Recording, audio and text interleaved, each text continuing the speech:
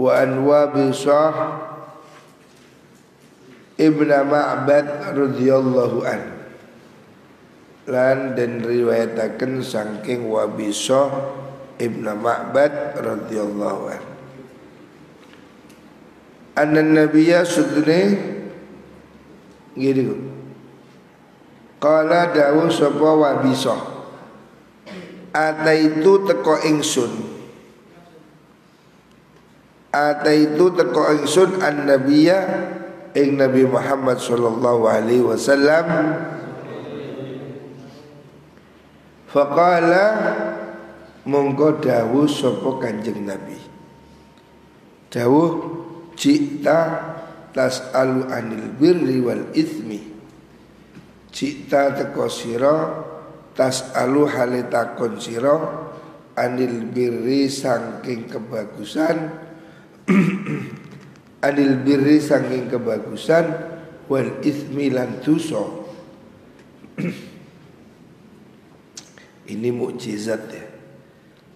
Sahabat Wabisah bin Ma'bad datang pada Rasulullah sallallahu alaihi wasallam.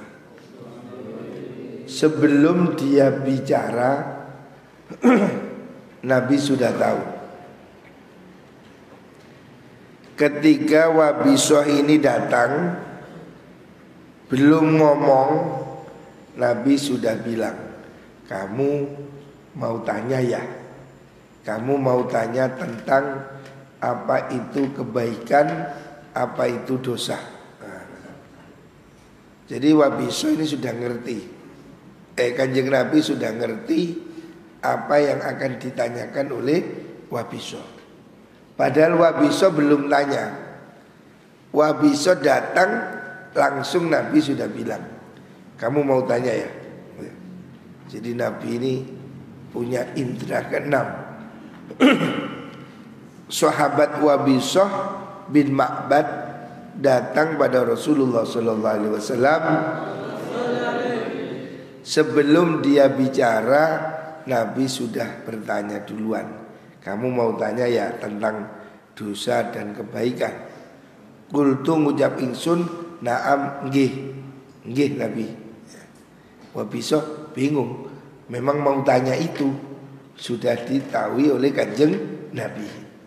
Faqala mongko dawuh sapa Rasulullah sallallahu alaihi wasallam, Kanjeng Nabi dawuh, istafti qalbak, istafti jalu ofat wasiro, mintalah bertunjuk, bertanyalah qalbaka ing ati siro, bertanyalah pada hatimu. Jadi Kanjeng Nabi memberi bahasa yang mudah difaham dan ringan. Jawaban Nabi cukup sederhana. Kebaikan dan keburukan itu tanyalah pada hati nurani. Bertanyalah pada hatimu sendiri. Hatimu kalau memang bersih ya, hati yang masih bersih dari kotoran, dari dosa, hati yang normal itu bisa membaca baik dan buruk. Hati manusia secara fitrah itu baik. Kullu mauludin yuladu alal fitrah. Orang itu prinsipnya aslinya itu baik. Makanya Rasulullah SAW menyuruh bertanyalah kamu pada hati nurani. Bertanyalah pada dirimu, bertanyalah pada jiwamu ya. Berbicaralah dengan hatimu. Baik dan buruk itu sebetulnya terbaca oleh hati kalau hatimu bersih. Albirru utai perkara kang bagus iku ma perkara itma'annat kang dadi anteng ilaihi maring ma apa an nafsu ati. kebaikan itu sesuatu yang mendatangkan ketenangan di dalam hati. Watma'anna, jiwamu menjadi tenang. Watma'anna lan dadi anteng ilahi maring ma opal qalbu ati. Kebenaran itu sesuatu yang membuat jiwamu tenang, hatimu tenang. Itu kebenaran. Kalau kamu berbuat baik, pasti hatimu itu merasa nyaman. Wal itsmu utawi dosa iku ma perkara haka kang ngrenjel. Ngrenjel ini apa? Bahasa Indonesia apa? Mengganjal. Fi nafsi ing dalem ati. Wa taraddadalan mider-mider apa ma fi sadri ing dalem dodo. Dosa itu sesuatu yang mengganjal di hati. Orang itu kalau hati nuraninya bersih, dia itu secara otomatis berbuat jelek, hati tidak merasa nyaman. Makanya bertanyalah pada hatimu. Istafti qalbak. Berbicaralah dengan hatimu. Berbicaralah dengan jujur pada dirimu sendiri. Jadi kita ini sebetulnya punya parameter, punya ukuran yang jujur, yaitu hati nurani. Berbicaralah dengan hati. Siapkan waktu untuk merenung, diam, meditasi, tafakur ya. Bertanyalah pada hatimu sendiri, kelakuanmu ini benar apa ora ya. Siapkan waktu untuk berbicara dengan diri sendiri. Kita ini jangan habiskan waktu untuk tertawa, gurau, guyon. Beri waktu untuk bersunyi bersama diri. Bangun, sholat, duduk, tafakur, mikir apa yang sudah kita lakukan. Berbicaralah dengan dirimu sendiri. Sebab hatimu itu jujur. Hatimu kalau memang bersih, itu bisa berkata, ini benar, ini tidak benar. Ukurannya apa? Sesuatu itu kalau benar, hatimu tenang, itu berarti sesuatu itu benar. Kamu di pondok ngaji jamaah, hatimu tenang. Tapi kalau kamu bolos, alip, bolos, diem, pasti di hatimu ada rasa gak enak. Duh, kok melanggar. Ngono mesti. Walaupun kamu itu berusaha untuk happy sana, pergi ke bolos ke warnet, bolos kemana, hatimu pasti mengatakan ini tidak benar. Pasti kamu gerenjel, takut ketahuan. Sesuatu yang mengganjal di hati berarti itu dosa. Kon sapi kayak ini rokokan singit-singitan, itu berarti salah. Kalau kamu itu masih sembunyi takut ketahuan, itu berarti dosa. Kebenaran itu sesuatu yang kamu merasa nyaman. Di depan siapapun kamu gak merasa berat, itu berarti benar. Tapi kalau sesuatu itu kamu lakukan sembunyi-sembunyi, takut dilihat orang, di hatimu tidak merasa tenang, berarti itu dosa. Jadi ukurannya gampang. Kadang buka kitab iso. Tidak perlu kamu tanya ke Mbah Google. Tanyalah ke hatimu, gampang. Hatimu itu pasti berkata, ya ini salah, ya ini benar. Pokoknya ukurannya itu nyaman gak kamu itu. Kalau kamu itu gak merasa nyaman, ngerenjel, di hatimu ada ketakutan, berarti itu perbuatan dosa. Tapi kalau kamu merasanya itu pas, enak, nyaman, berarti itu baik. Wa in aftaka senajan awe fatwa ka ing sira sapa annasu menungso, wa aftauka lang paring fatwa sapa nas ka ing sira. Hadisun hasanun rawahu Ahmad wa Darimi fi musnadaihima. Kata Rasulullah Sallallahu Alaihi Wasallam, hatimu itu pasti lebih jujur. Walaupun orang berfatwa, walaupun kamu itu bertanya pada orang lain, bertanyalah ke hatimu. Sebab mungkin orang lain jawab tidak pas, tidak sesuai dengan problem yang sesungguhnya. Walaupun kamu mungkin tanya ke MUI, orang lain lembaga fatwa, dia kan berfatwa belum tentu benar kalau permasalahan yang diajukan tidak benar. Belum tentu. Makanya bertanyalah pada hatimu. Walaupun orang lain bilang apa, hatimu bilang apa. Artinya jauhi sesuatu yang meragukan. Kalau itu kamu gak yakin, ya sudah, jangan kamu lakukan. Meskipun orang mengatakan itu boleh umpamanya, tetapi kalau kamu merasa itu enggak boleh, ya sudah, jangan ikut-ikutan dengan orang lain. Bertanyalah pada hati nurani. Hati kita itu baik. Manusia itu aslinya baik ya. Aslinya manusia itu jujur, jernih, selama tidak tertutup oleh dosa. Jadi ukurannya jelas. Ukurannya adalah apakah itu mantap di hati. Dosa itu sesuatu yang gerenjel, membuat ganjalan di hati. Atau kamu takut diketahui orang lain. Lakukan apa yang kamu mantap, tidak ragu-ragu ya. Jauhi sesuatu yang syubhat. Wa an budi wa an abi sir'ah wa an abi sarwa'ah.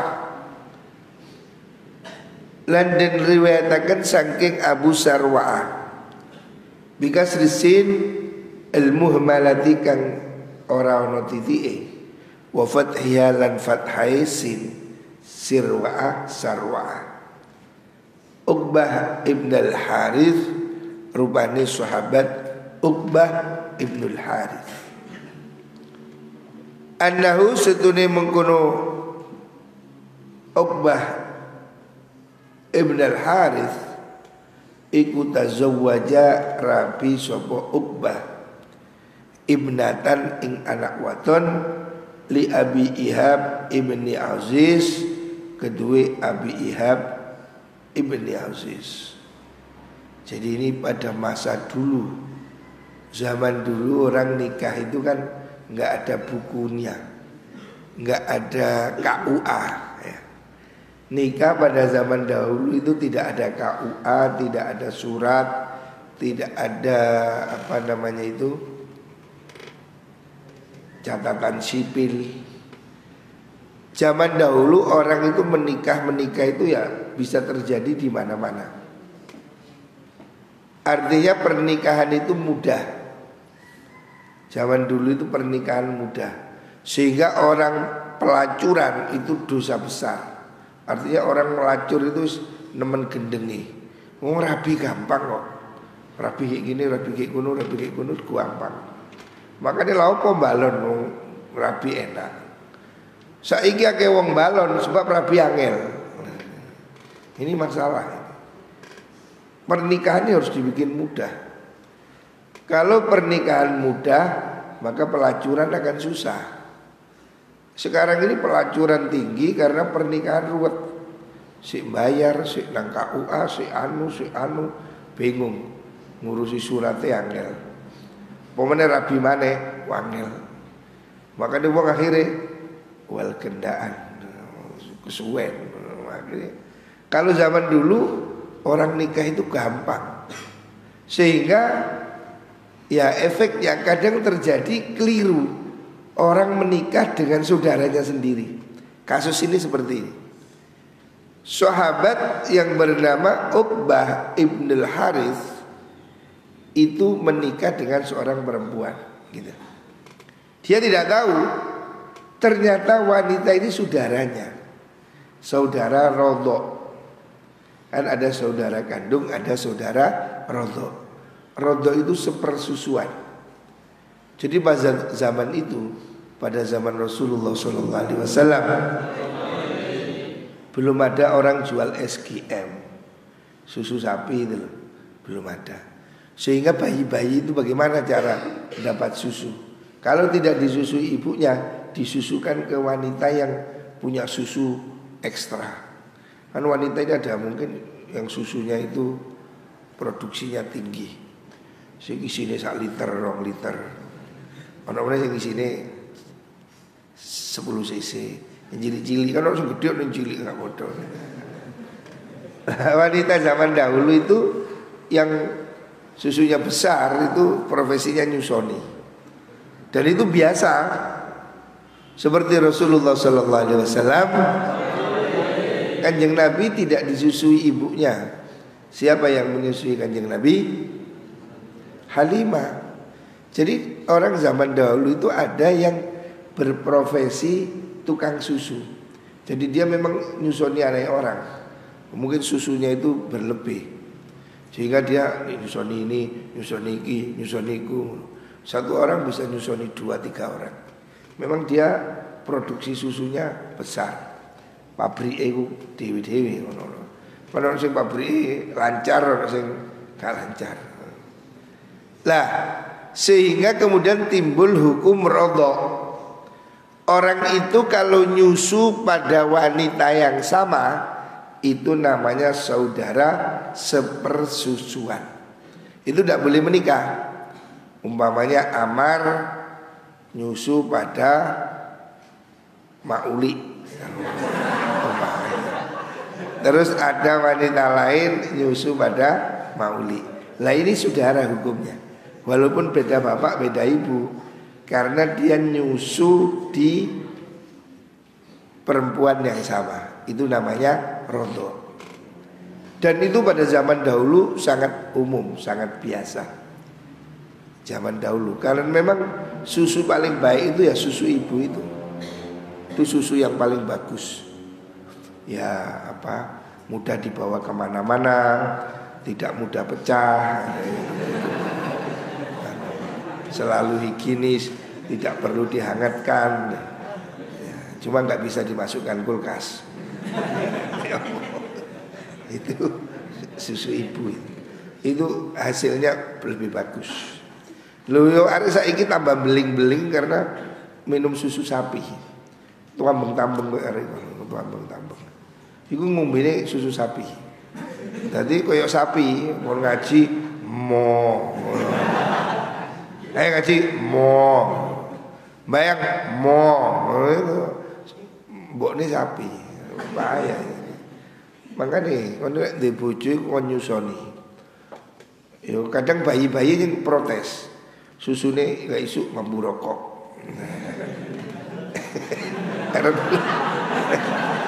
Rebutan be bapak nih. Bahaya. Fa'atatu nulinekani hu ing Kanjeng Nabi sapa imraatun wong wadon. Terus ana wong wedok teko ing iku wau Uqbah. Faqalat monggo ngucap sapa imraah, inni sedune ingsun iku qad ardhatu temen nyusoni ingsun Uqbah ing Uqbah walati lan wong wadon qad tazawwaja kang rabi sapa Uqbah pihak kelawan allati. Jadi ada perempuan sudah kadung menikah sama Uqbah. Dia tidak tahu. Setelah menikah, tiba-tiba ibu yang nyusui mereka itu bilang, loh Uqbah, kamu kok nikah sama Minti ini, Mintul ini. Loh kenapa? Ini dulu saya susoni, kamu saya susoni. Jadi ada perempuan yang membuat pengakuan bahwa dia dulu yang nyusoni laki dan perempuan ini, suami istri. Mereka tidak tahu wis kadung jadi suami istri. Yang nyusoni ngomong, loh kamu dulu saya susoni, kamu dan kamu, berarti dua ini saudara rodho. Faqala mongko ngucap lah bareng mungkono mar'a sapa Uqbah tu Uqbah kaget, loh berarti istri saya ini saudara saya. Ma'a'lamu, Uqbah mengatakan ma'a'lamu ora weruh ingsun innaki sunni sira wadon iku ardotini nyusoni sira ni ing ingsun wala ahbartini lan ora meruhaken sira ni ing ingsun. Uqbah mengatakan saya nggak tahu, kamu yo nggak cerita, istriku juga nggak tahu. Lah gimana ini? Kadung menikah, kadung jadi suami istri. Ternyata mereka ini saudara. Faroqiba mongko sowan sapa mungkun Uqbah ila Rasulillah sallallahu alaihi wasallam. Akhirnya Uqbah pergi sowan Kanjeng Nabi bil Madinati dalam negara Madinah. Pergi jauh dia ke Madinah. Fasa'ala mongko takon sapa Uqbahu ing Kanjeng Nabi. Uqbah tanya pada Kanjeng Nabi, bagaimana ini Nabi? Kadung-kadung bojo saya ternyata saudara Rodho. Apa jawab Nabi? Faqala mongko dawuh sapa Rasulullah sallallahu alaihi wasallam, kaifa kaya apa? Lho, kok iso ngono? Waqad kila temenus den dawuhaken apa mengkono niku wau qaul. Lagi mana lagi? Ternyata kalian itu saudara Rodho. Akhirnya fafaroko mongko misai mencerai ha ing mengkono mar'ah sapa Uqbah tu Uqbah wadakahat lan nikah sapa Uqbah sapa allati si allati sapa mar'ah zaujan ing bojo ghairahu kang sakliyane Uqbah. Hadis sahih rawahul Bukhari. Qaluhu ihab bi kasril hamzah. Ihab ternyata ono. Iku ada jeneng ihab. Apa sih? Ternyata jeneng ihab itu ono kayak kitab. Hab jenengmu ono kayak gini hab. Abi ihab. Mungkin bapak Iben jenengi ihab itu tempat ngaji iki. Oh jenengi ihab. Ihab, abi ihab bi kasril hamzah. Wa aziz bi fathil ain wa bisa mukarrarah kang den bolan-baleni. Artinya ini kisah ya, bahwa Rasulullah sallallahu alaihi wasallam tidak menghukumi langsung cerai. Cuma Nabi bilang, "Lah gimana lagi? Ternyata istrimu saudaramu." Akhirnya Uqbah menceraikan istrinya. Karena apa? Karena dia hati-hati. Sebetulnya Uqbah ini boleh saja menolak ya. Kalau secara fikih mazhab Syafi'i, persaksian nyusoni ini harus 2 orang. Harus ada saksinya. 1 orang yang menyusui belum bisa diterima. Artinya seandainya dalam kasus ini Uqbah mengatakan, enggak, saya enggak percaya, mana saksinya? Enggak ada. Pernikahan ini masih bisa dilanjutkan kalau dia tidak percaya. Tetapi Ihab lebih memilih hati-hati. Sebab ada 1 perempuan yang nyusoni tadi, yang dia ngakoni kalau dia nyusui keduanya. Ini kan syubhat. Walaupun secara fikih sebetulnya persaksian ini harus 2 orang. Harusnya ibunya itu ngakoni, terus ada orang yang memang melihat, iya saya lihat kamu dulu nyusu pada dia. Nah kalau begini jelas pasti ini. Ini kan masih 1 orang. 1 orang ini sebetulnya secara fikih belum kuat. Artinya secara mazhab Syafi'i, kalau seandainya dalam kasus ini Uqbah mengatakan, enggak lah, kamu bohong paling, atau kamu apa, mana saksinya enggak ada, itu boleh ditolak. Artinya Uqbah itu boleh saja ngeyel tetap menikahi istrinya karena tidak ada saksi. Tetapi dalam contoh di sini Uqbah lebih memilih cerai. Sebab apa? Sebab ini ada syubhat. Walaupun tidak ada saksi, tapi kan ada pengakuan dari pihak yang menyusui. Di sini sudah ada keraguan, makanya dia memilih cerai. Artinya sebetulnya tidak harus, tetapi ini lebih berhati-hati. Wa anil Hasan bin Ali Lan den riwayataken sang Imam Hasan bin Ali radhiyallahu an qala dawu sapa Hasan bin Ali hafiztu apal ingsun saya mengingat min Rasulillah saking Rasulullah sallallahu alaihi wasallam da ma yuribuka ila ma la yuribuka ing dawuh da ma yuribuka ila ma la yuribuka dak tinggalo sira ma ing perkara yuribuka kang mamangaken apa maka ing sira tinggalkan sesuatu yang meragukan ilama maring perkara la yuribuka kang ora mamangaken apa maka ing sira. Rawahu Tirmidzi hadis riwayat Imam Tirmidzi wa qala hadisun hasanun sahih. Imam Hasan bin Ali cucu Rasulullah sallallahu alaihi wasallam itu mengatakan saya ingat dawuhnya Nabi. Saya ingat dawuh kakek saya. Apa itu? Tak mayuri buka ila mala yuri buka. Tinggalkan sesuatu yang meragukan. Pilihlah sesuatu yang tidak meragukan. Artinya Nabi mengajarkan tinggalkan syubhat. Tinggalkan sesuatu yang tidak yakin. Kalau kamu ragu-ragu lebih baik kembali. Tinggalkan sesuatu yang kamu ragu. Kamu hendaknya memegang prinsip yang jelas. Kalau ragu-ragu jangan. Hidup ini harus begini deh. Kita ini tidak bisa berjalan dalam kebingungan. Sing jelas gitu. Ngaji, rapi gitu. Ojo ngaji mikir rapi. Ngono gak fokus. Niat rapi serapi ngono lho. Gak usah gendak-gendakan serapi ngono. Sing jelas. Yang real. Lakukan sesuatu yang kamu yakini. Tinggalkan sesuatu yang meragukan. Jadi kamu harus punya prinsip apa yang harus kamu lakukan. Lakukan ya. Hidup ini kita tidak boleh ragu-ragu. Maju apa mundur ngono lho. Kanan apa kiri ngono lho. Jelas. Jok setengah kanan, setengah kiri, bingung. Jadi biasakan hidup ini jelas ya. Tinggalkan sesuatu yang meragukan. Ambillah sesuatu yang yakin, yang benar, yang kamu betul-betul mantap. Makanya si awal Nabi mengatakan bertanyalah pada hati nurani. Jadi kalau hati nuranimu mengatakan itu baik, ya sudah. Tapi kalau kamu ragu-ragu, jangan.